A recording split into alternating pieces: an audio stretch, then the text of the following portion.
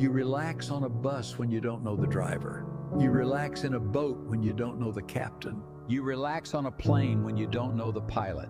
So why not relax in life, knowing that God is in control? If you can trust strangers with your safety, why not trust the one who holds your future? Stop stressing, stop worrying, and just let go. Keep doing your part, just like the driver does theirs. Because when you trust the right hands, everything falls into place.